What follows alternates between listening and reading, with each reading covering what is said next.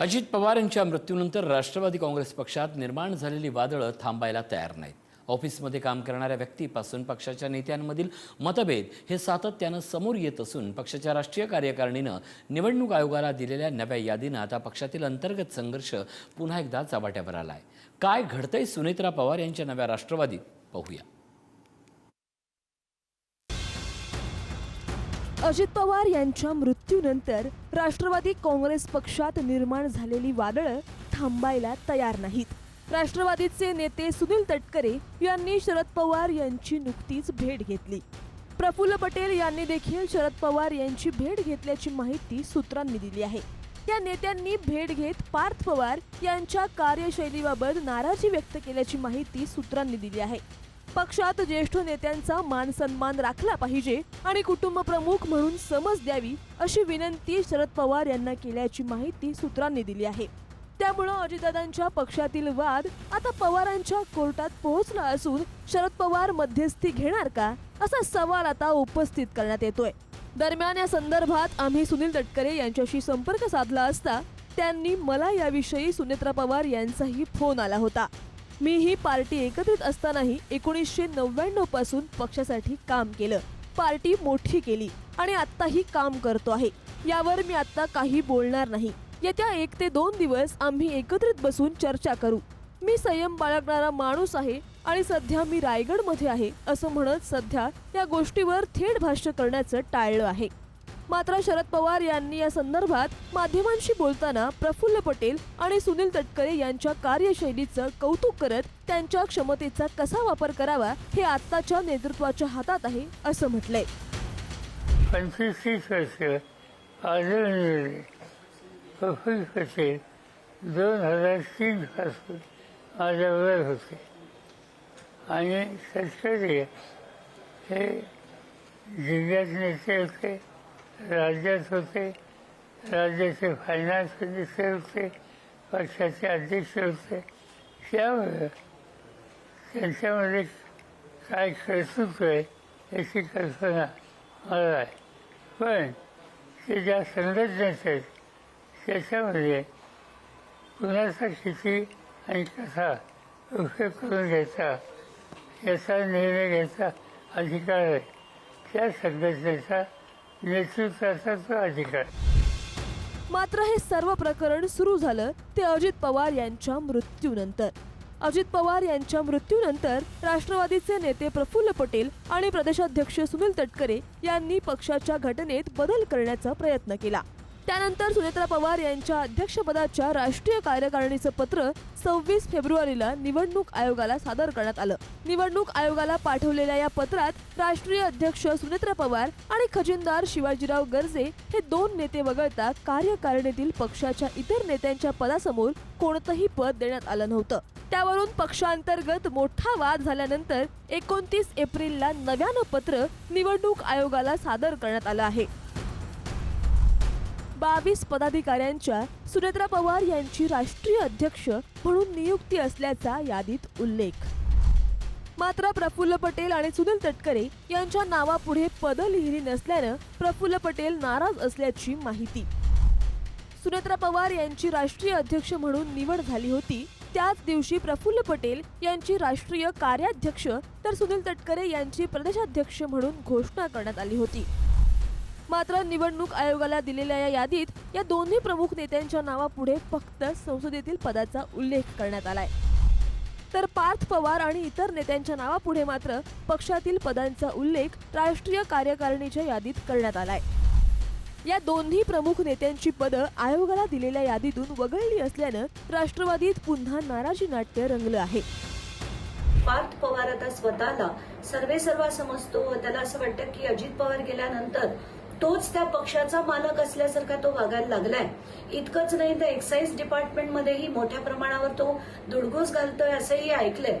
तर आताच्या घटकेला मला नाही वाटत तो कोणाचं ऐकेल. सुनील तटकरे, प्रफुल्ल पटेल आणि यांनी शरद पवारांची भेट घेतली असेल तर तो शरद पवारांचंही ऐकेल असं मला वाटत नाही.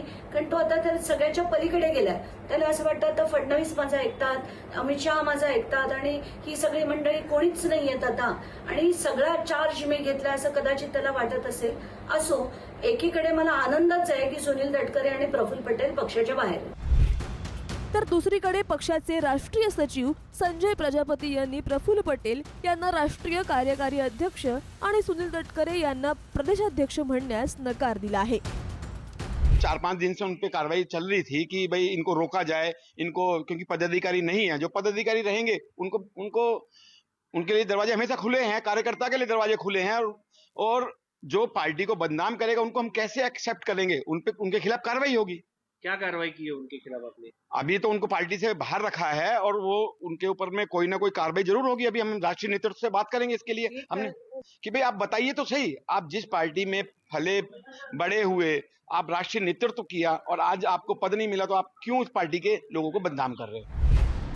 दरम्यान पक्षाच्या नव्या कार्यकारिणीत नाव नसलेल्या माजी राष्ट्रीय सचिव ब्रिजमोहन श्रीवास्तव यांनी पक्षासंदर्भात चुकीच्या बातम्या पसरवायला सुरुवात केली आहे. सुबोध मोहिते आणि अविनाश अधिक हे पवार कुटुंबाचे नातलग असल्याचा खोटा दावा करत होते. यावर त्यांना पक्षातून समज देण्यात आली आहे.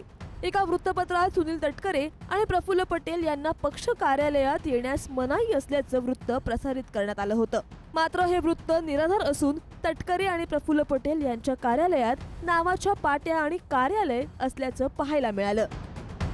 सुनील तटकरे त्यानंतर प्रफुल्ल पटेल यांचं राष्ट्रीय कार्यकारिणीमध्ये जे पद या ठिकाणी लिहिलेले आहेत, सुनील तटकरे यांना नॅशनल जनरल सेक्रेटरी लिहिले आहे आणि इकडे दुसरीकडे पाहिले तर प्रफुल्ल पटेल यांचं नाव नॅशनल वर्किंग प्रेसिडेंट लिहिलेलं आहे. मात्र नवीन आलेल्या यादीमध्ये हे नावं तशा पद्धतीने देण्यात आलेली नाहीये. कार्यालयामध्ये तटकरे आणि प्रफुल्ल पटेल यांच्या फोटो देखील आहेत, त्यांची पद देखील देण्यात आलेत. मात्र इथे जे पदाधिकारी काम करतात प्रजापती म्हणून, त्यांचं म्हणणं आहे की ते कार्यकारी अध्यक्ष म्हणून किंवा प्रदेशाध्यक्ष म्हणून त्यांच्या पदासमोर लिहिलेला नाहीये.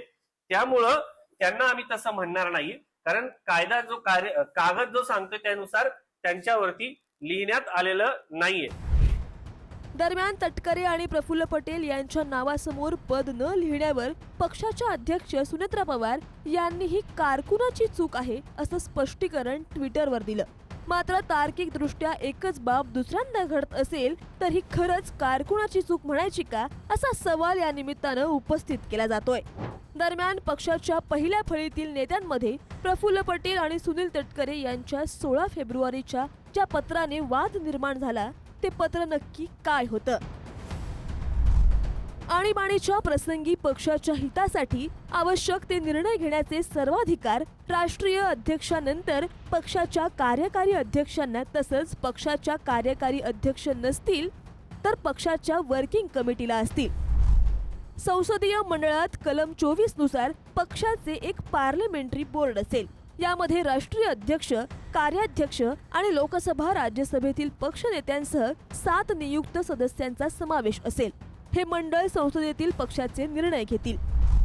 निवडणूक समिती कलम 25 आणि 26. निवडणुकीच्या काळात वर्किंग कमिटी ही केंद्रीय निवडणूक समिती CEC म्हणून काम करेल.